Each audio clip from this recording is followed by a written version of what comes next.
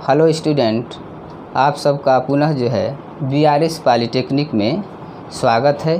तो आइए आज पुनः जो है पढ़ते हैं इलेक्ट्रोस्टैटिक्स चैप्टर में charging of capacitor. Charging of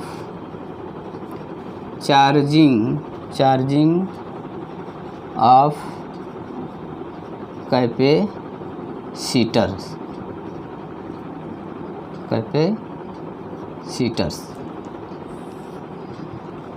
capacitor का जो है चार्जिंग देखना है कि कैसे जो है कैपेसिटर चार्ज होता है। तो देखिए यहाँ पर जो है दो फिगर बनाए हैं, फिगर फर्स्ट और सेकंड।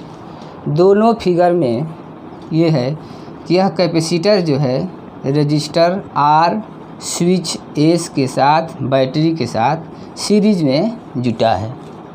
फिगर फर्स्ट में क्या है, कैपेसिटर रजिस्टर R स्विच के साथ बैटरी से जो है सीरीज में कनेक्ट है। फिगर सेकंड में भी वही कंडीशन है। देखते हैं यहाँ पर फिगर फर्स्ट से कि जब स्विच को ऑन नहीं किए हैं, जब स्विच ऑन नहीं है, ऑन पोजीशन में नहीं है, तो उस समय जो है यह कैपेसिटर जो है चार्ज नहीं हो रहा है, अर्थात जो है डिस्चार्ज पोजीशन में है।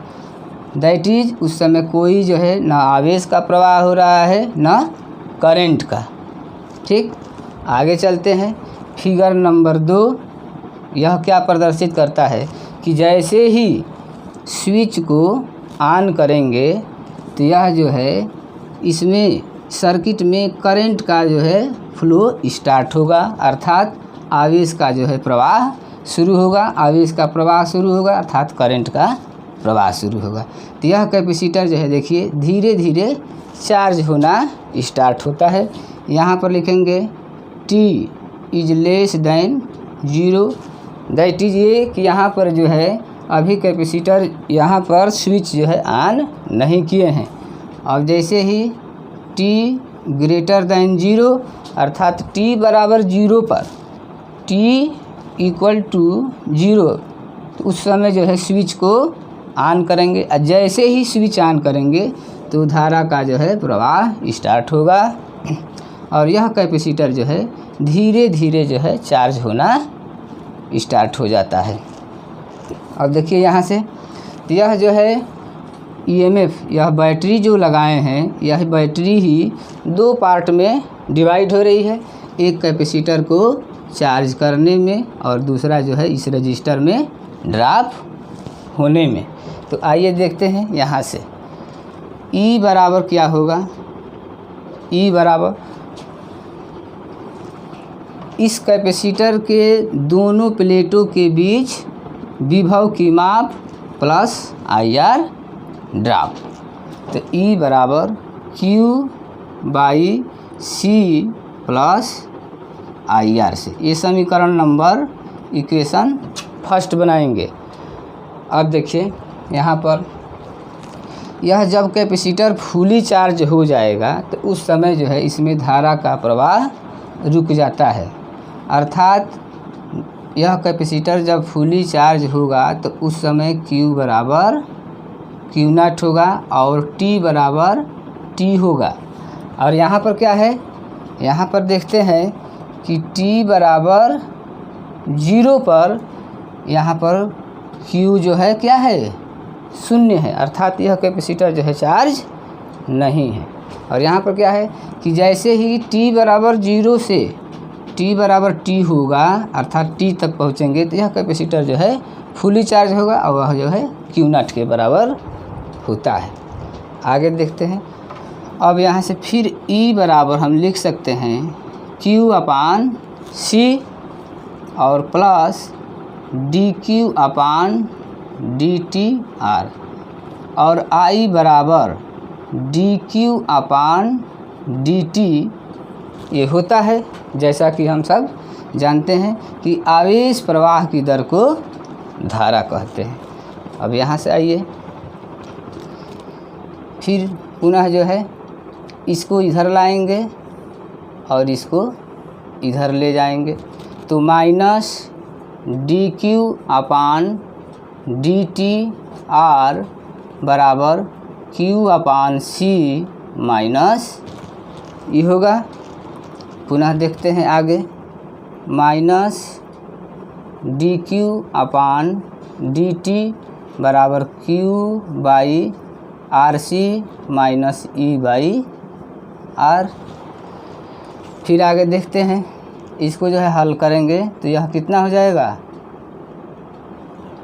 आर सी तो Q minus E C by R C होगा। इसको जो है पक्षांतर करेंगे, इधर से डी टी के साथ इसको और डी क्यू के साथ इसको लिखेंगे।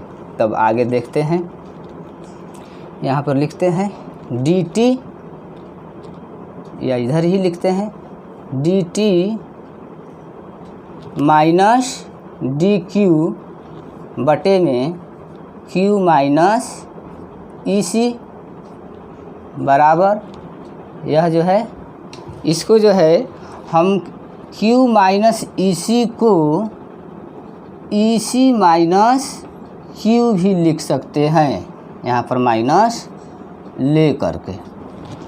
ठीक, यहाँ पर माइनस निकाल करके ई सी माइनस क्यू भी लिख सकते हैं।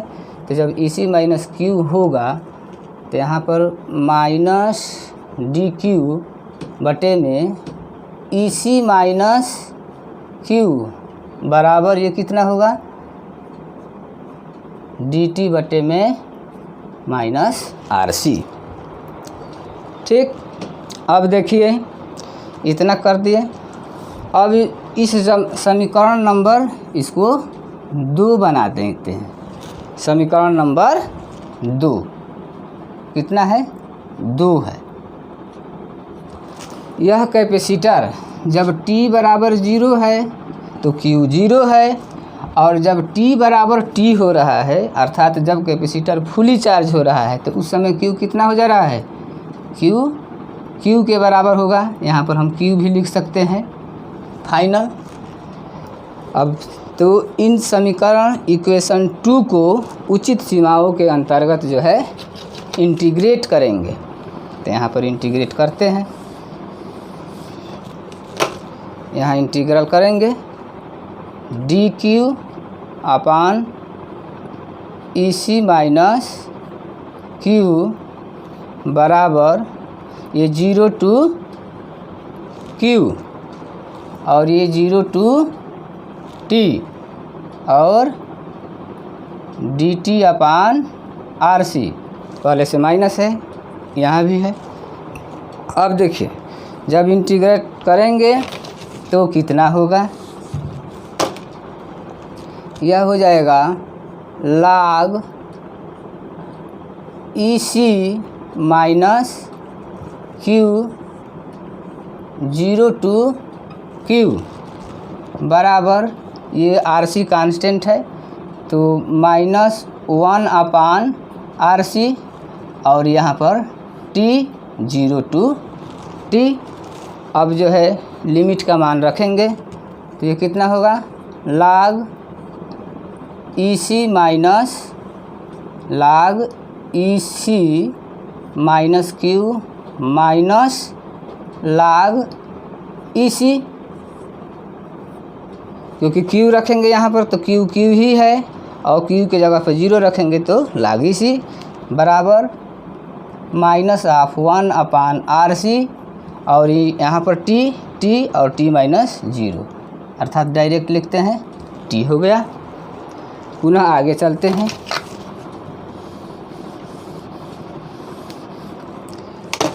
मान रखेंगे तो यह कितना होगा, log E C minus Q by E C, इतना हम लिख सकते हैं बराबर -t बाई आर सी। इसको इक्वेशन नंबर कितना मानेंगे, शायद 3 है।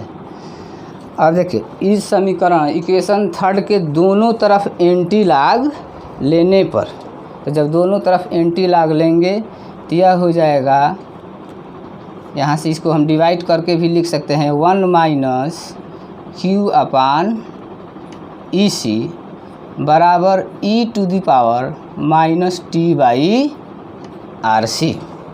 दोनों तरफ जब एंटी लॉग लेंगे तब आगे देखते हैं।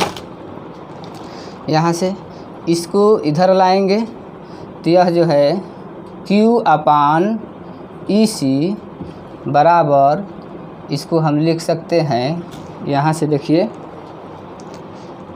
Q ई सी माइनस Q, हाँ यहाँ से ई सी, इसको इस तरह भी लिख सकते हैं ई सी माइनस क्यू बटे में ई सी बराबर E to the power minus T by R C.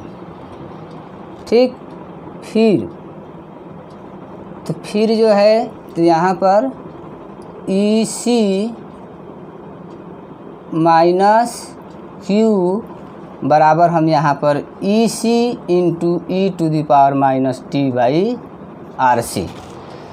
अब देखिए यहाँ से जो है हम माइनस क्यू बराबर कितना लिख सकते हैं, E C into E to the power minus T by R C minus E C लिख सकते हैं।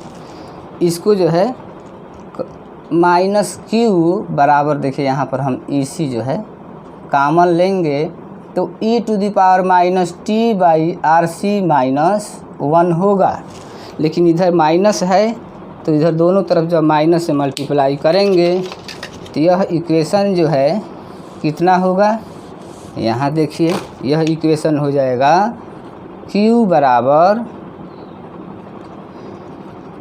E C 1 minus E to the power minus T by R C. अब यहाँ पर हम Q बराबर Q naught 1 minus E to the power minus T by R C इस रूप में लिख सकते हैं, जहाँ यहाँ दिखाएंगे कि जहाँ ई सी बराबर क्यू नॉट, यह क्या है कि जब यह कैपेसिटर फुली चार्ज्ड हो जाता है तो उस कंडीशन में क्या होता है, उस कंडीशन में Q बराबर हम क्यू नॉट का यूज़ करते हैं, अर्थात कैपेसिटर जो है पूर्णतः चार्ज है और उस समय धारा का मान जो है क्या होता है, करंट कितना हो जाता है, 0 हो जाता है। करंट का मान 0 होता है जब कैपेसिटर फुली चार्ज हो जाता है तब।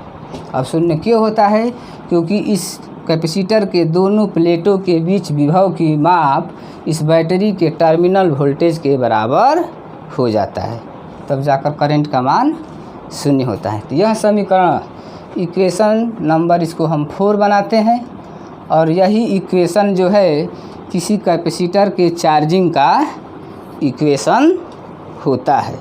क्या होता है, किसी कैपेसिटर के चार्जिंग का इक्वेशन कहलाता है। आगे देखते हैं। इसमें मानेंगे कि माना